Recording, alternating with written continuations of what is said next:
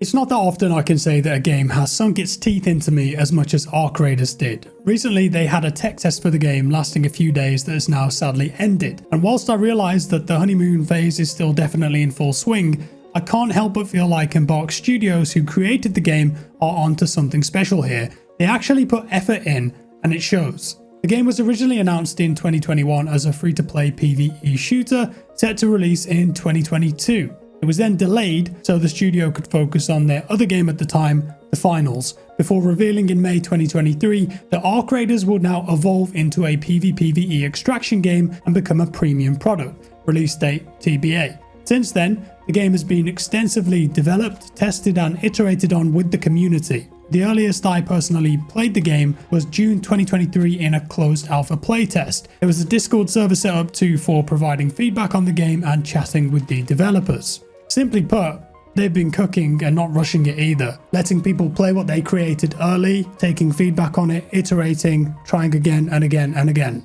As of today, we still don't know a release date. 2025 is all we've got. I imagine at this point, October, November is looking likely. The recent playtest was quite limited in terms of access, although it did feature Xbox and PS5, which was nice for those guys, and on Steam, the maximum peak player count hit 21,000 players. And I'm sure that all of that provided invaluable data for the dev team. But why has it left such an impression, and why has there been so much buzz about it? Let's get the elephant out of the room first. It's an extraction game. Some love them, some hate them. Obviously, there's a big market out there, and I think especially for consoles spare Hunt Showdown, there really hasn't been many excellent examples. No one has managed to crack that market and hang on to it as much as Escape from Tarkov has, which is definitely showing its age nowadays, but Arc Raiders could be the answer to that. How though? Well, the first thing that strikes me about this game is the quality of it and how well it nails the fundamentals before building an extraction game on top. What I mean by that is that I load it up and most stuff looks and feels like I expect it to, and it consistently hits a high bar. We'll start with the graphics, the thing that you're looking at 100% of the time. The presentation here is incredible.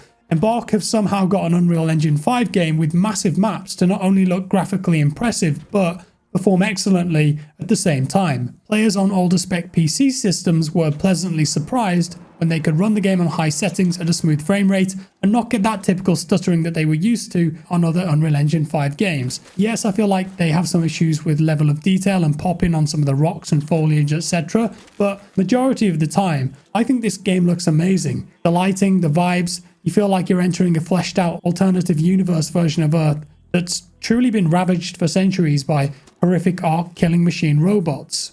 The audio design too, impeccable, chef's kiss. There's some deep atmospheric and ambient sound systems happening all the time. The sound of distant gunshots, the weird noises that the bad guys make, I couldn't fault it. The animations are very impressive too.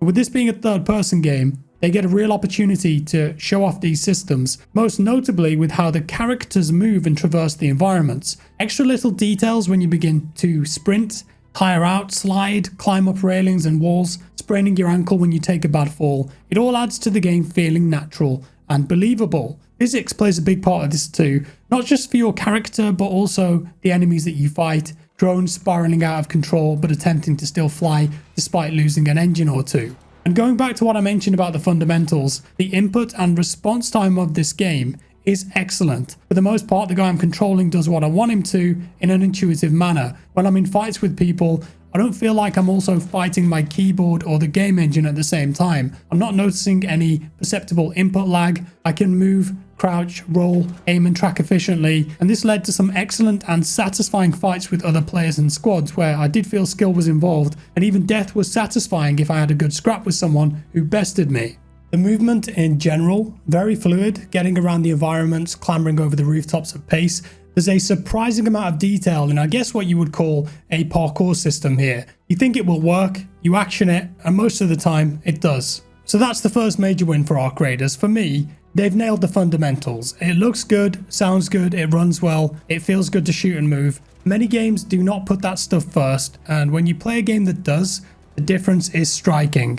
Another major reason I think this game will be popular is that you don't have to play it like a typical extraction game and it can still be really fun. I'm guessing this will be a huge positive note for solo players especially.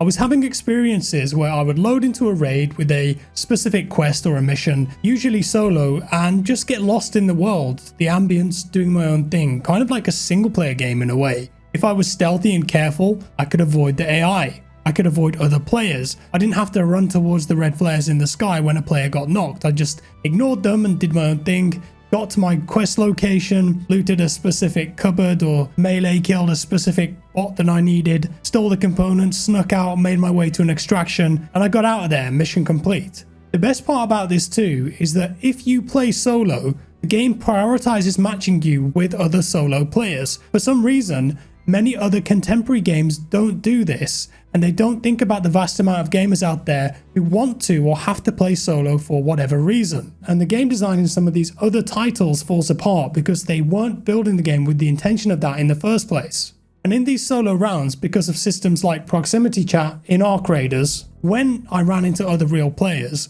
I could often talk to them and de-escalate a potential bloodbath. This is cool, this is different, and it can lead to some amazing emergent gameplay opportunities. Yeah, sometimes they betrayed me and I might have betrayed them once or twice, but most of the time, if I started speaking to someone, they spoke back and didn't shoot, we had a conversation. Sometimes it led to a gunfight, sometimes it didn't. Sometimes I'd go on to extract with that person or share loot, or pick up another raider on the way. Other times when we were playing in trios, we were asking nearby players on proximity chat to come and help us attempt to take down the Queen, which is this horrible giant boss AI. Yeah, it doesn't always work, and you know what, some days I just feel like shooting everyone on sight too, but the option and opportunity is there if you want to explore it.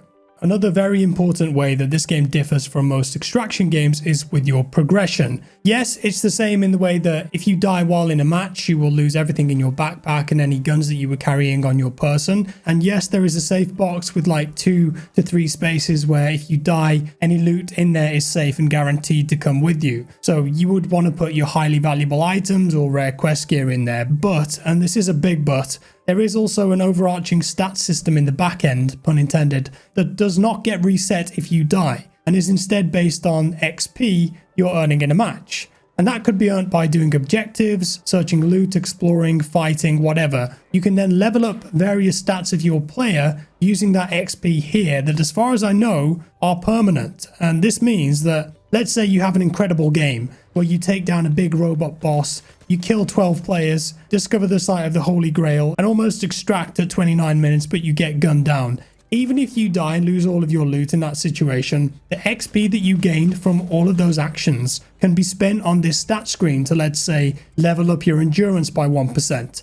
It wasn't all for nothing, basically, which is one of the big reasons that a lot of players are turned off by extraction games, as they feel like they waste a lot of time. Maybe they were killed by a random sniper shot, not even aimed at them, or a jet engine fell on their head. It's okay, you've still got something out of it and you can build progress. I don't know what Mbox's plan is for this long term though, if they intend to do wipes for the quests or maybe reset all of these personal stats after a season or whatever. We'll have to see. Could end up being very divisive in the community, whatever route they go for, but right now I'm on board with how they're working this system. Next, we're going to talk about the AI. AI in this game are no joke. There's a ton of variety, they have weak spots, they work together and are genuinely scary at times. They react quickly to you and mess you up if you take them for granted. During the recent playtest, we ended up in many situations where we started a fight against another player squad.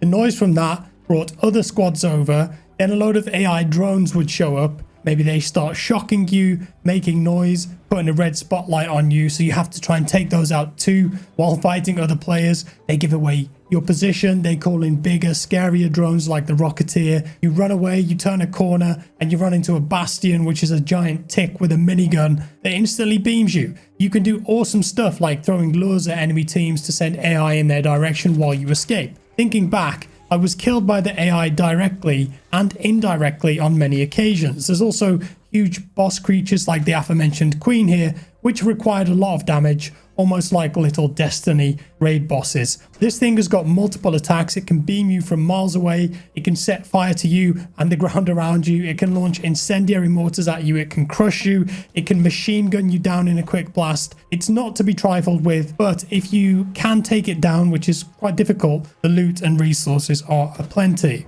Okay, watch this. Oh, I just realized you lost your sniper, didn't you? It's scared of you, Tom. Okay, maybe not. So then it does that and then electrocutes me while I'm down. Oh my god, it killed me so quick. Jesus Christ! No, it's coming for you. God! I died instantly. I regret everything. Oh my god, dude. This is really cool related to the AI too. A viewer called Josh T emailed me this article from Medium in 2021 where Embark were talking about how they were using machine learning to create some of the AI in the game. If this is actually used in the current Ark Raiders build, it appears that some, if not all of the AI enemies in the game are not scripted in the typical video game sense. Looking at the article, quote, a self-taught physics-based creature moving and reacting to its surroundings, attempting to balance itself and try to continue to move even when you throw stuff at it or take away a limb, just like you would expect it to. So perhaps that's one of the reasons why the AI in this game feels so believable and unpredictable. There's a high chance that they taught themselves how to exist in this virtual world. So it looks like there might be a huge element of self-taught machine learning thrown in there for good measure. And also because this used to be a PvE game, I'd wager that Embark brought a lot of that work over to the now PvPvE version of the game. Fighting the AI is fun, interesting. It can have a big impact on the outcome of your game. It's not just an annoyance. I'm going to start wrapping things up here because I could talk for ages about this, but another thing I wanted to mention was that despite its simplicity on the surface, there's a surprising amount of depth and detail in the gameplay. Simple stuff like rolling when you land to not take damage, being able to climb on almost everything including robots, tricking people, throwing things that you find in game. There's so many items to use and things that you can do to experiment and outplay people. The physics engine definitely coming in clutch there for sure. There's a lot of simulation here. Overall, it's a very strong first impression from me. They've nailed the fundamentals and I think the game is fun and addictive. I like the PvP, the PvE, the world, the progression. I want to play this game again. But look, I don't know, whenever Ark Raiders launches, maybe it'll be super laggy and run like crap. Maybe it's going to be infested with cheaters. Maybe there'll only be 3 maps and an awful live service. Maybe they'll put pay to win stuff in. Maybe the fact that it's only got third person will harm it in the long run. I don't know. I'm not sure. Time is going to tell on that stuff. And wait and see before you personally spend any money on it. I guess there's going to be an open beta in the future at some point, so perhaps check it out then. But I think there could be something special here. To me, it feels like an actual quality PvPvE game in 2025. It's up to Embark to carry it over the line now. That's all for today, folks. Thank you so much for watching and I hope you enjoyed this one. Let me know your thoughts on Ark Raiders below regardless if you've played it or not. Just a heads up, I am away all of next week, so videos are going to be light. There's a couple I've almost finished editing, but I might not have time. I do, however, have a Doom the Dark Ages video going up when the embargo drops on Tuesday, so watch out for that. With that said, drop me a like if you enjoyed the video, guys, a dislike if you didn't, subscribe if you're new here, and I'll see you next time. Bye-bye.